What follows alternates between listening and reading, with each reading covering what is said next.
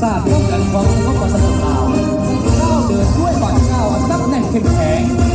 เชิดสู่คันทุกซาทุกผักผิวสมบัติยางสง่าผ่าเผยเรียบเหมือนแถวไฟแห่งการปฏิบัติของประเทศเรา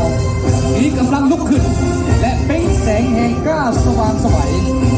ซึ่งประชาชนลาวระดับเผ่าผู้หักศาสตร์กำลังก้าวเดินในห่วงจุ้งของศาสตร์ของพรรคปฏิบัติ2หน้าที่ยุทธศาสตร์ปกป้องรักษาและสร้างสรรค์พัฒนาประเทศชาติให้ทับมือหนักเจริญทั้งมีเข้มแข็งและก้าวขึ้นอย่างหยุดยั้ง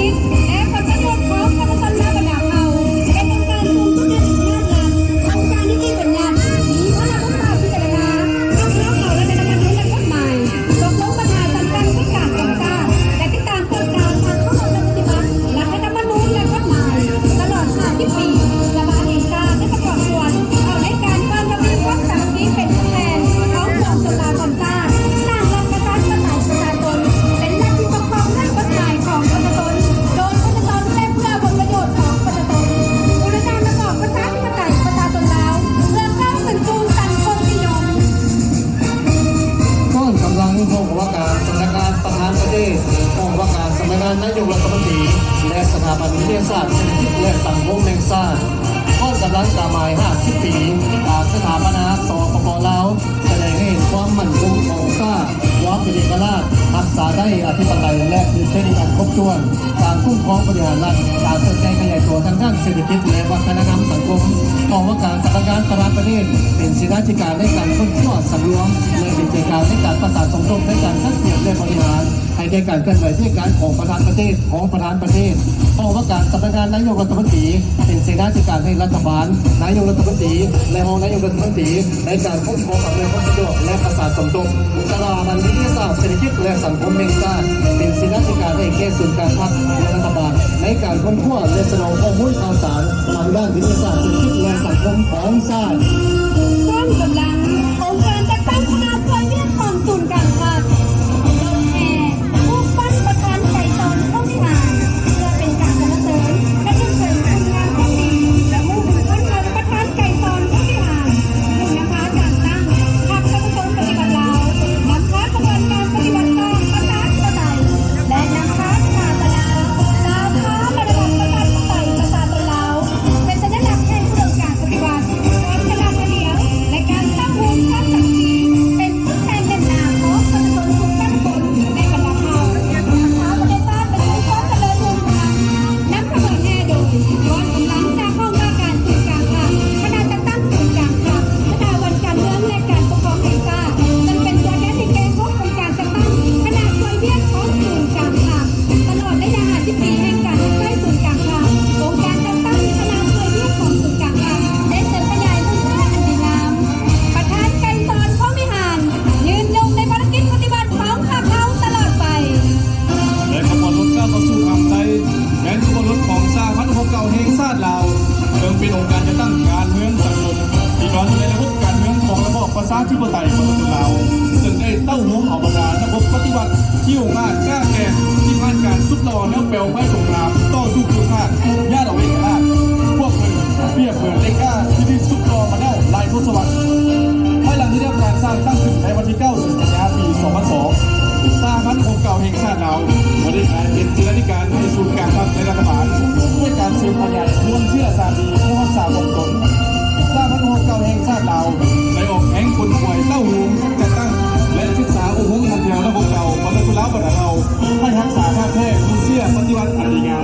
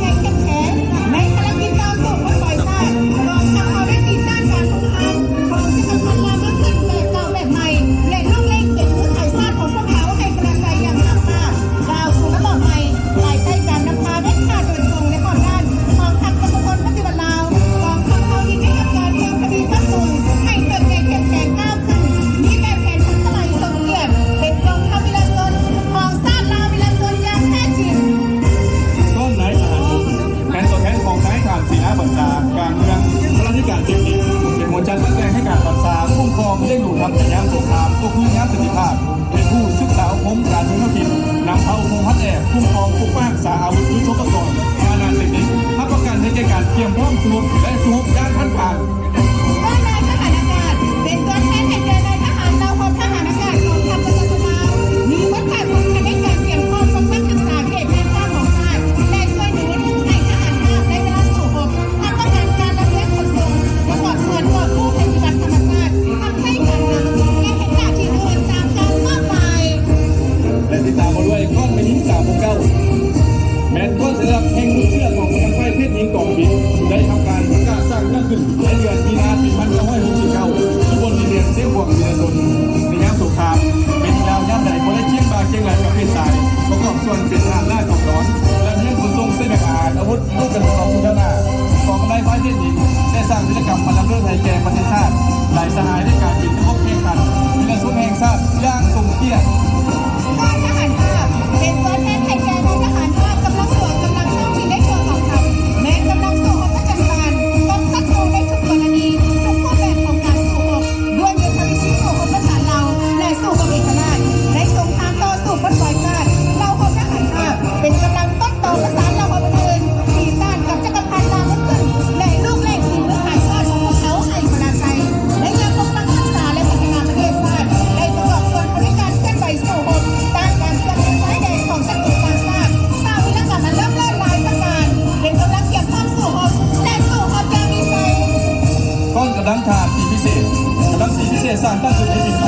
1960มีหน้าที่เคลื่อนไหวสู้รบขึ้นรับรองปีบรรทอนกำลังของศัตรูสร้างเงื่อนไขให้ระบบอื่นทุกปีนับสุดศัตรูย่างที่ลาทานด้านการซื้อเสด็จเขาเคลื่อนไหวจากการกั้นและขวดล่างคุมคนบุรีทีที่ส่งจากผู้พามาดุเขตธุรกันดารเข้าร่วมป้องกันกองประสงและวัตถุประวัติศาสตร์สำคัญต่างๆในรับทราบทั้งพื้นและสกุลที่เราเขาเป็นเจ้าภาพ ว่าเราพบสื่อข่าวได้ทำการสร้างตั้งขึ้นในวันที่25 เดือนธันวาคมปี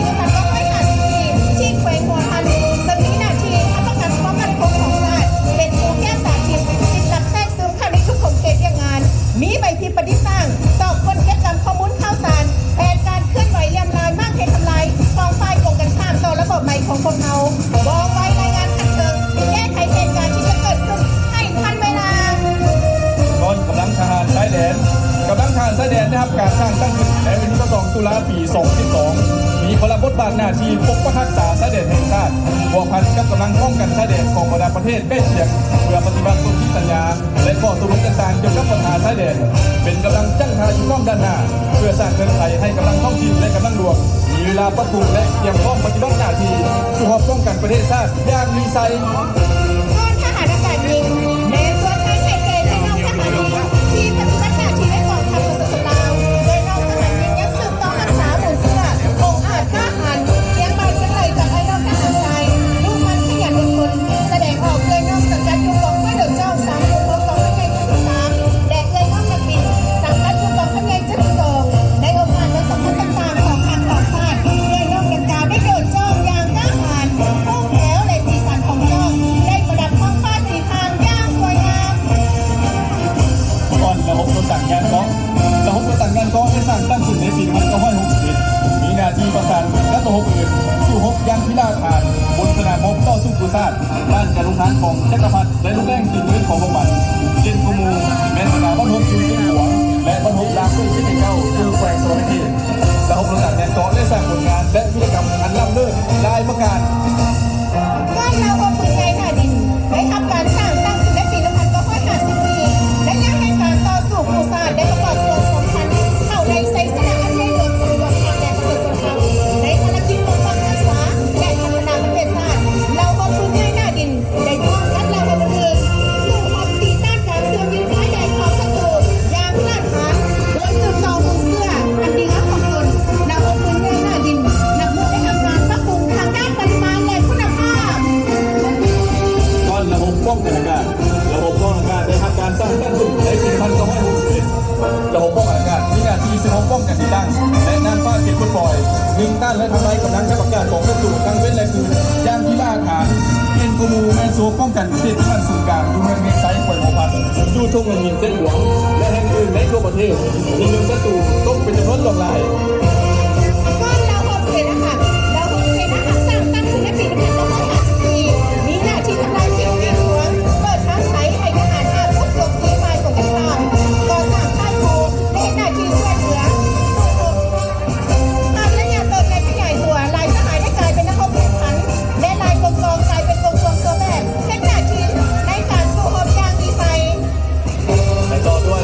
บบสื่อสารสร้างตั้งขึ้นในปี1954เป็นกำลังที่ต่อประสานงานระหว่างกลุ่มกองระบบต่างๆในเวลาเกี่ยวข้องสุขทับไส้สุขและที่ต่อประสานงานระหว่างแนวหน้าและหลังผู้บัญชาการและกลุ่มกองท้องถิ่นในยามสงครามก็คือยามสันติภาพระบบสื่อสารมีบทบาทสำคัญนำเอาบันทึกคำสั่งของกันไปทอดไปถึงพนักงานนักรบทุกๆคน เราพบเสนาหารแบ่งเป็นตัวแทนแทนพนักงานแพทย์ตอนที่เพื่อตรวจทำเราพบเสนาหารได้ทำการสร้างตั้งขึ้นในวันที่1 เดือนพฤศจิกายน 2554ตลอดระยะผ่านมาได้เห็นสำเร็จหน้าที่ของตนอย่างจงงามจะอยู่ในวันครบรอบปีใดก่อนรวมจากที่การประกอบส่วนของแพทย์หมอบทแย้งเป็นตัวผู้บาดเจ็บและผู้เสียสละทักษะจรรยาบรรณของแพทย์ปัจจุบันเราพบเสนาหารได้มีทันแถวแพทย์หมอที่มีระดับวิชาการมีความรู้เทคนิคที่ทันสมัยเข้าในการปิ้งปัว ก้อนกรอบหลอนแม้นกำลังเคลื่อนประกอบอาวุธของมนุษย์แล้วบรรเทาเป็นกำลังนักแรงเป็นหน้าที่ป้องกันชาติป้องกันความสุขภาพการในสมัยต่อสู้ชาติกำลังกองหลอนก็ได้เกณฑ์บาเกณฑ์แรงกับกำลังหลวงกำลังท้องถิ่นเคลื่อนไปเป็นหน้าที่สู้รบตั้งมือศัตรูยามสงครามก็คือยามสันติภาพและทุกแก่ความเย็นการเมืองการทหารเป็นหน้าที่คุ้มบ้านจ่าบ้านคุมบ้านเป็นกำลังรักแรงของบ้านป้องกันและคุมบ้านสุขเลี้ยงยากเกินแกน ว่ากำลังป้องกันตัวกำลังป้องกันตัวเป็นกำลังสังกัดอาวุธกันตั้งขึ้นตามกระทรวงสำนักองค์การโครงจัดงานและกิจการต่างๆที่มีความจำเป็นในการที่น้ำโดยตรงของธนาคารคณะองค์การทั้งตนมีภาวะการทำการความสงบปลอดภัยในทั่วเป็นระเบียบเรียบร้อยของสังคมในขอบเขตความรับผิดชอบอย่าครอบสู่อบสกัดกั้นทุกการละเมิดระเบียบกฎหมายเข้าร่วมในการผลิตแว่นไทยชีวิตการเป็นอยู่ให้ทางนี้เข้มแข็ง ก่อนน้องน้อยโรงเรียนวัฒนธรรมส้นเผาของคำโรงเรียนวัฒนธรรมส้นเผาของคำเจ้าการสร้างตั้งขึ้นในวันที่24มีนาคม2022มีบทบาทค้นคว้าโครงการหลักสูตรและจะตั้งการเรียนการสอนสั้นบรรยงสูงสูงโดยได้กระเทียบเอาน้องน้อยบรรเทาจากทุกที่ต่างๆในทั่วประเทศเข้ามาเรียนเพื่อสร้างในอนาคตสำเร็จเหล่านี้จะกลายเป็นกำลังสืบทอดความคิดของชาติศาสตร์และพัฒนาประเทศชาติอันแสนรักของพวกเขา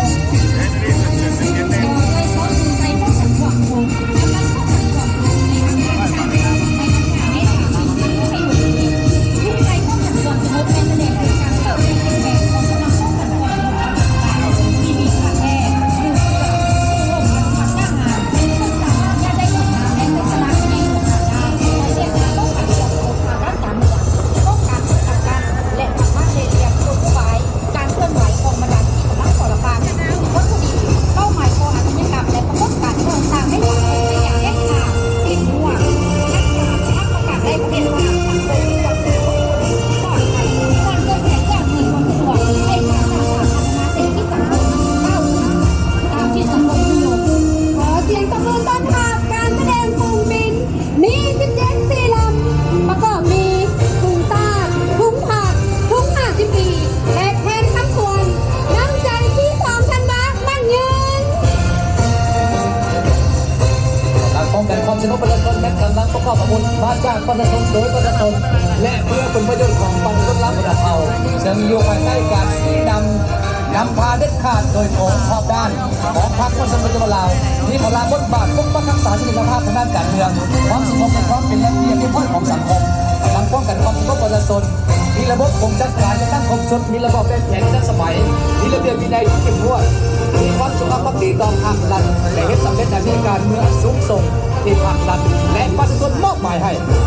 ว่ากำลังตำรวจจราจรเพศหญิงกำลังตำรวจจราจรเพศหญิงเป็นอาวุธทรัพย์ของของกำลังป้องกันตัวคนมีพาราวุธป่าหน้าที่เป็นพนักงานสอบสวนรักษาความเป็นระเบียบร้อยระบายการจราจรและแก้ไขอุบัติเหตุทางท้องถนนเพื่อทางขับไล่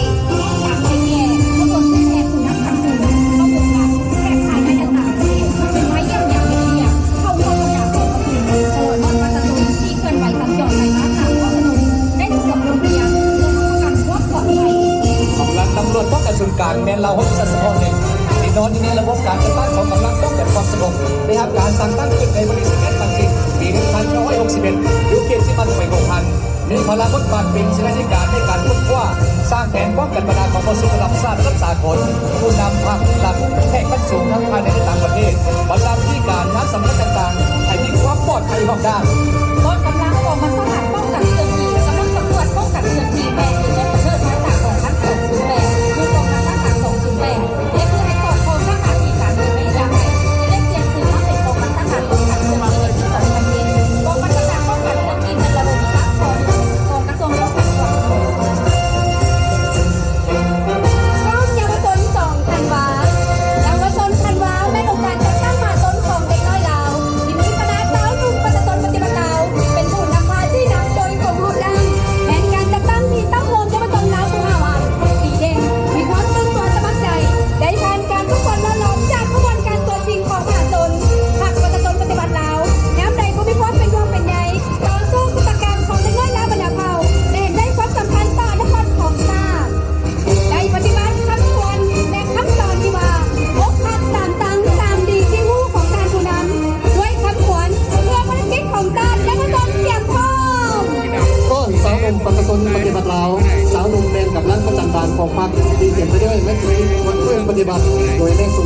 มประชาชนปฏิบัติแล้วเป็นผู้นำปาซี่นำหนึ่งกลุ่มตามหลักการโดนกฎหมายภายใต้การนำปาของพรรคในการเข้าร่วมห้องสามัคคีศึกษาอบรมปกป้องส่งเสริมและพัฒนาสาวกเยาวชนลาวประดับเผาให้กลายเป็นกระตุ้นที่จงรักภักดีของพรรคตลอดระยะ50 ปีแห่งการนำปาหนึ่งกลุ่มพวกร่างของพรรคและตลอดระยะ70 ปีของคณะสาวกประชาชนปฏิบัติแล้วได้ผ่านการฝึกฝนลดหลั่นตัวเองทดสอบอย่างละเอียดภายใต้องค์ตุกของพรรคและปัจจุบันนี้มันทำขนาดนั้นของคณะไก่กองพบยาจีบาสาวหนุ่มลงเป็นดังลงหญิงซีที่ประวันหัวต่อมาอยู่ลงแดงจงกลายเป็นสินใจของยุคสมัยพวกเขาด้วยคำขวัญจีบาบอนแต่ยากสาวหนุ่มบุกบอนแต่ทุกสาวหนุ่มพันพาเพื่อเด็กทราบต้องการสาวหนุ่มขาดอาสา ก้อนสาพันธ์เป็นยิงลาวสาพันธ์เป็นยิงลาวแม้องค์การจัดตั้งมาตนในระบบการเมืองของระบอบประชาธิปไตยประชาชนลาวภายใต้การนำพาของพรรคประชาชนปฏิบัติลาวสร้างตั้งขึ้นในวันที่3 กรกฎาคม ปี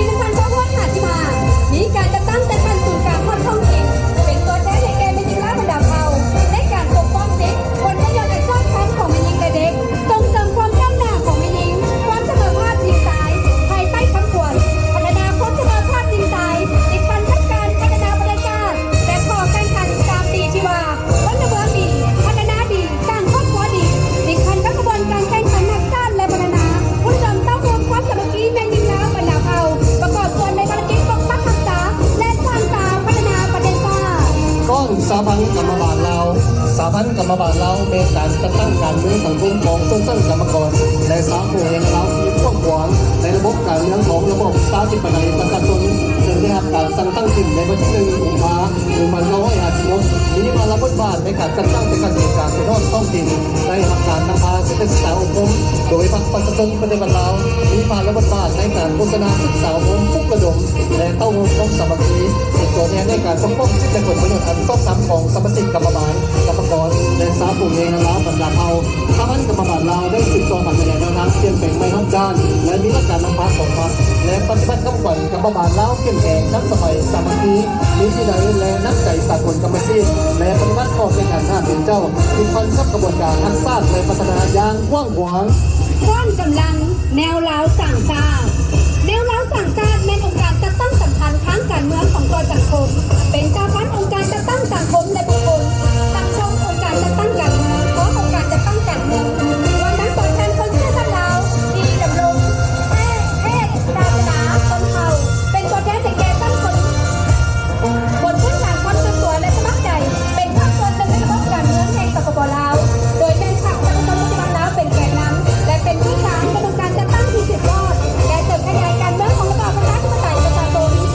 พันขยายมูลเพื่อนงานของแนวลาวอิสระจึงได้ต้องรวมความสามัคคีประชาชนลาวบรรดาเผ่าในการต่อสู้สู้ชาติในเมื่อก่อนและปกป้องรักษาและสร้างสรรค์พัฒนาประเทศชาติในปัจจุบัน คณะกวดการศูนย์การพักและองค์การกวดการแห่งรัฐเรียกงานกวดการรัฐที่พันธบัตรเป็นศิลาธิการและรับผิดชอบต่อผลได้ผลเสียเกี่ยวกับการเปลี่ยนแปลงเรียกงานติดตามกวดการภายในพักต่อคณะแรงงานศูนย์การพักองค์การเลือกศูนย์การพักและคณะเลขาธิการศูนย์การพักเรียกงานกวดการรัฐมีพันธบัตรเป็นศิลาธิการในคณะประเทศเกี่ยวกับเรื่องการจัดกวดการและกิจการต่างๆการโซล่าต่างหลวงปฏิบัติตามคำขวัญกวดการตัวถึงลึกซึ้งโปร่งใสแก้ไขถูกต้องเด็ดขาดทางการและเป็นธรรมองค์การตรวจสอบเป็นรัฐมีพันธบัตรหน้าที่ในการตรวจสอบอย่างเป็นเวลาต่อบรรดาคนต้ององค์การและแหวนในนครหลวงจันทร์และบรรดาภาคส่วนต่างๆและบรรดาข้อกำลังดังกล่าวเป็นตัวแทนในการต้านและสกัดกั้นการโซล่าบางหลวง ก้นแถลงการตุลาการศาลประชาชนแม้องค์การตุลาการมีแต่ศาลประชาชนเท่านั้นยังมีสิทธิอำนาจพิจารณาตัดสินและพิพากษาคดีศาลประชาชนมีหน้าที่ปกป้องความยุติธรรมสิทธิบุคคลระบอบประชาธิปไตยประชาชนผลประโยชน์ของรัฐรวมหมู่สิทธิและผลประโยชน์อันชอบธรรมของบุคคลนิติบุคคลมีการจัดตั้งตามกฎหมายจนทั้งคนที่ว่าครอบครองที่ในวินิจฉัยจัดแจงตัดสินเป็นธรรมนำไปปฏิบัติได้องค์การอธิการประชาชน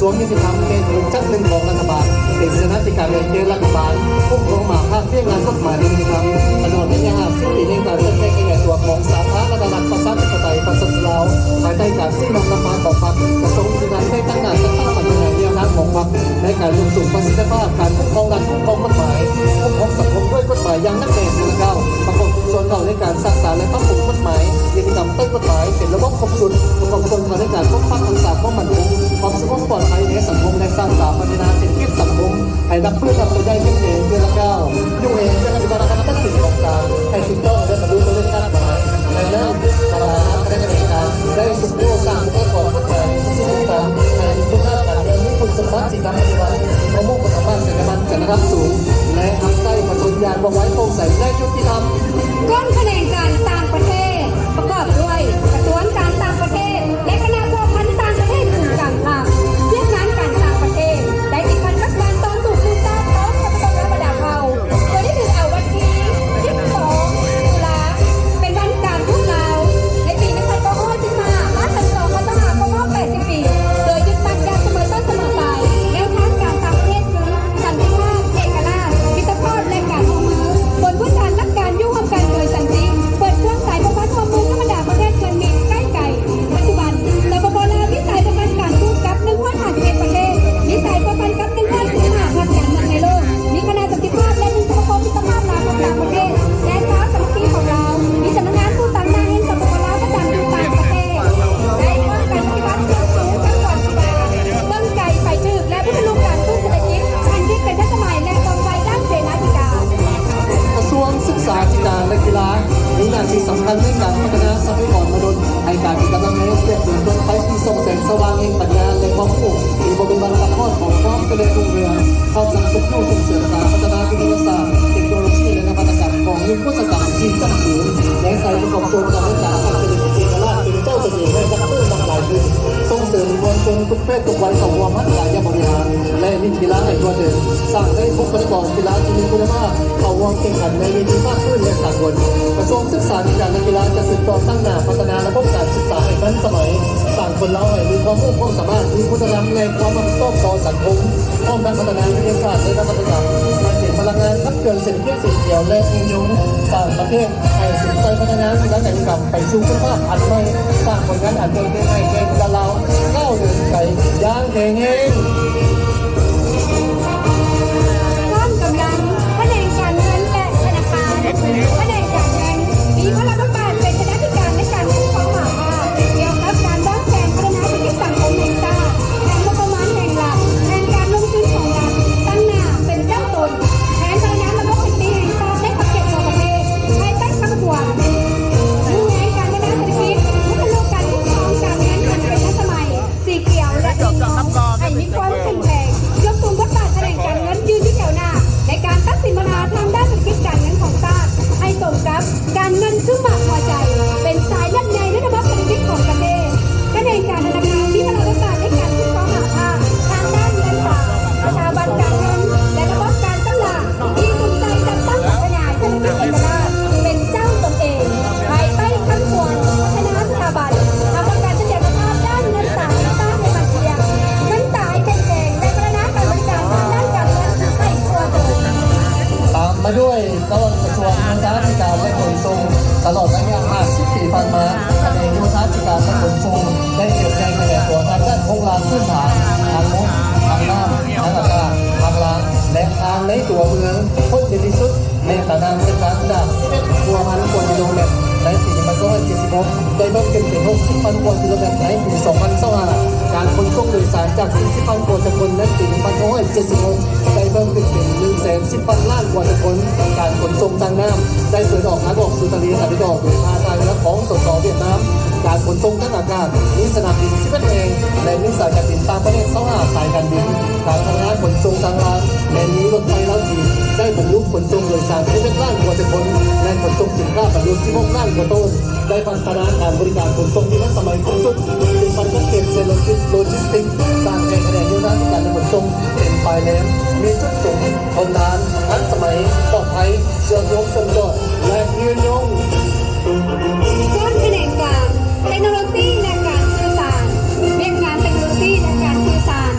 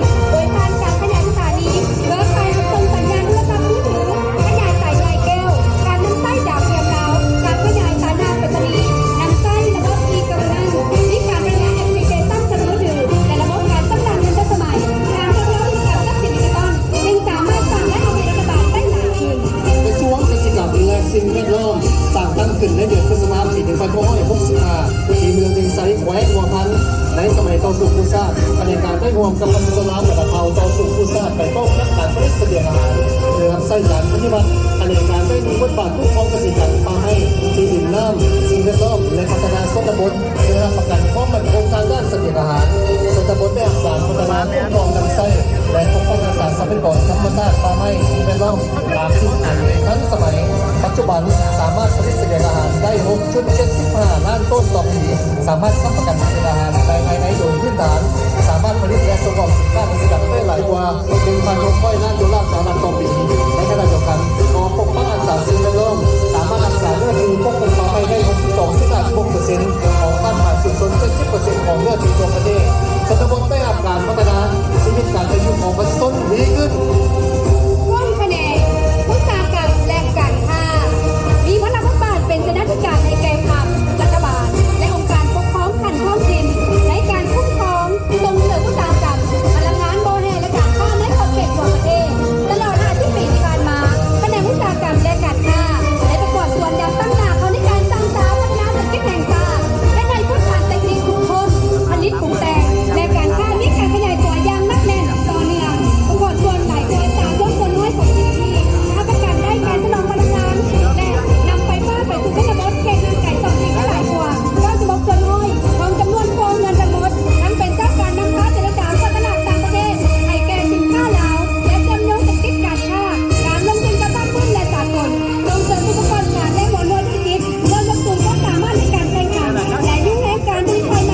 ให้เข้มแข็งตามคำเล่าชีวาการค้าเป็นตอนโตวิชาการเป็นสายพานเชื่อมโยงและก็ดึงการพัฒนาอย่างรอบด้านและใช้เสริมขยายทางให้ของกำลังอุตสาหกรรมและการค้าให้เป็นกำลังขับเคลื่อนเศรษฐกิจเอกราชเป็นเจ้าตนเองอย่างนักแน่น กระทรวงสาธารณสุขตลอดระยะ50 ปีผ่านมาภายใต้การนำพาของพรรคประชาชนปฏิบัติเราเรื่องการสาธารณสุขได้มีการพัฒนาให้ทันสมัยและมีคุณภาพสูงขึ้นภายใต้นโยบายที่เอาเรื่องการอนามัยการพยาธิและส่งเสริมสุขภาพเป็นต้นต่อและสนองการบริการผู้ป่วยพยาธิอย่างทั่วถึงมีคุณภาพเสมอภาพและยุติธรรมเป็นสำคัญโฆษณาทุกการศึกษาและการรักษาสุขอนามัยของพัฒนาประดับเอาให้วิจารณ์เรียนวิธีการดำรงชีวิตแบบเป็นถูกต้องสามารถควบคุมกันปริมาณของพยาธิต่างๆตามฤดูกาลได้อย่างมีประสิทธิผล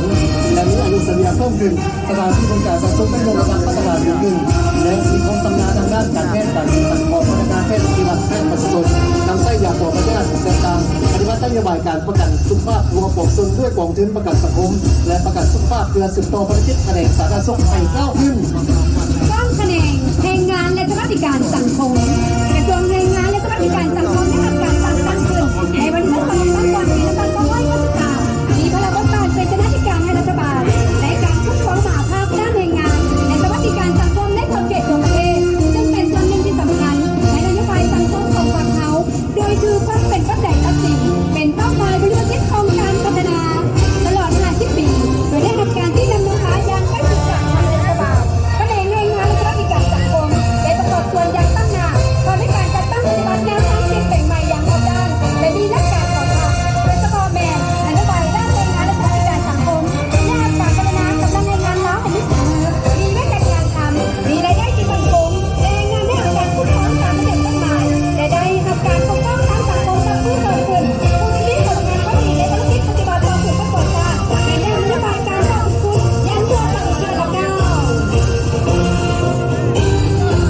ต่างๆเอาใจใส่พัฒนาชีวิตและความของตนให้มีคนกำลังการเกี่ยวข้องทั้งใช้หน้าที่การงานการคนเงินต้องการเป็นสัดส่วนที่หน้าที่ป้องกันชาติป้องกันความสงบรับปรุงก่อสร้างองค์กรให้นักมือเติมเงินเข้มแข็งเชื่อมพันวัฒนธรรมเรื่องของกองทัพประชาชนเราเสียงแก่ดังก้องเสียงกองประสานเสพบาดเท้าเดินอย่างง่ายเสียงพร้อมดังเดียวแค่แล้ว ตามมาด้วยก้อนกำลังของนครหลวงเวียงจันทร์นครหลวงเวียงจันทร์มากกว่าใจของปวงชนลาวทั้งชาติมีประวัติศาสตร์อันยาวนานหลายกว่า465 ปีเป็นศูนย์กลางแห่งอำนาจการปกครองเป็นใจกลางแห่งการพัฒนาเศรษฐกิจวัฒนธรรมสังคมการศึกษาศาสนาเรียกงานการทูตการต่างประเทศและทั้งเป็นใจกลางในการเต้าหูกำลังแห่งของชาติของปวงชนลาวประเภาและสร้างคนต่างๆในสังคมก้อนนครหลวงเวียงจันทร์เป็นตัวแทนในเขตพัฒนาลาวประเภาในทั่วประเทศมีความหลากหลายด้านภาษาคำเว้าวัฒนธรรมที่ของประเพณีและเครื่องดื่มมีความ ความสวยสดงดงามเป็นเอกลักษณ์เฉพาะตัวปัจจุบันสปปลาวได้รับของเหล่าเผ่าต่างๆอย่างเป็นทางการซึ่งประกอบนี้50เผ่าประกอบนี้4บทภาษาบทภาษาลาวไทยบทภาษามอญเขมรบทภาษาจีนเทเบตและบทภาษาม่งยูเนียน อยู่ทางด้านข้าตรงหน้าทางไซแมนการบินโซ่ของยนต์สู่หกยักษ์ไม้30ซึ่งจะบินโซ่ให้ธนาคารได้ทำโซน4ข้อยนต์ยักษ์ไม้30ได้เข้ามาประจำการอยู่กองทัพประชาชนลาวก็คือกองบัญชาการทหารอากาศกองทัพประชาชนลาวในปี 2019จำนวน4ลำยนต์ยักษ์ไม้30เป็นเรือบินชนิด2กำลังภาระวัตถุสำคัญแม้สามารถสนับสนุนกองกำลังทางพื้นดินเพื่อทักษนเป้าหมายได้อย่างแม่นยำและสามารถปกป้องแผ่นผ้าของชาติ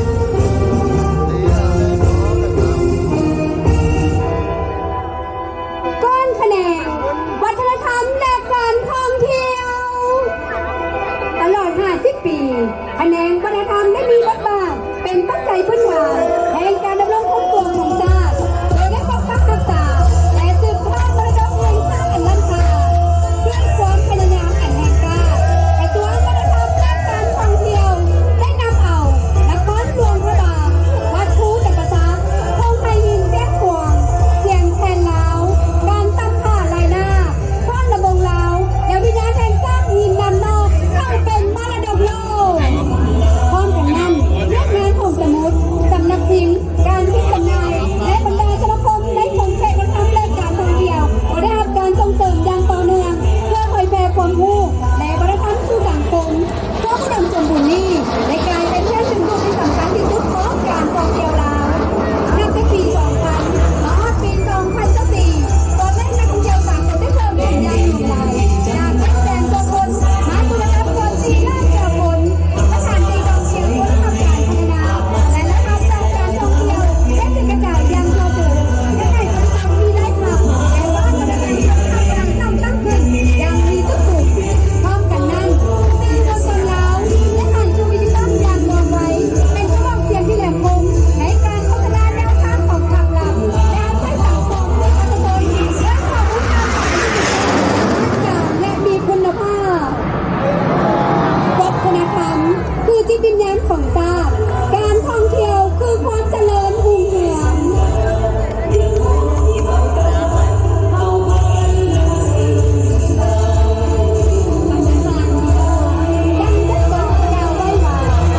วัฒนธรรมลาวหลายแบบบรรดาเขาสวยงามมรดกจิตวิญญาณแผ่นดินลาวเดินไทยท่องเที่ยวลาวสนุกล้นสมัยลาวเจริญรุ่งดูเดินตามแนวทางสายสองแดงบูเสื้อได้สืบสานทานเอ่ยขอสมเสย50 ปีก่อนบันบุญบันชาติโค้งฉลองฟังเสียงกลองประสานเสียงโฮเซลเสียงส่งประโดแดงแดงเสียงตะวงร้องกระดองใจข้างยิ่งใหญ่แล้วเอ่ยอยู่มันได้สองพันวาสมวันยืนมันยืนที่นักเดินตาอ่อนเลยประสานเพื่อนได้อยู่เย็นแค่แล้วส่งเสยรัชกาลพนาสาธารณรัฐประชาธิปไตย ประชาชนลาวองค์รอบ50 ปีอย่างสุดใจ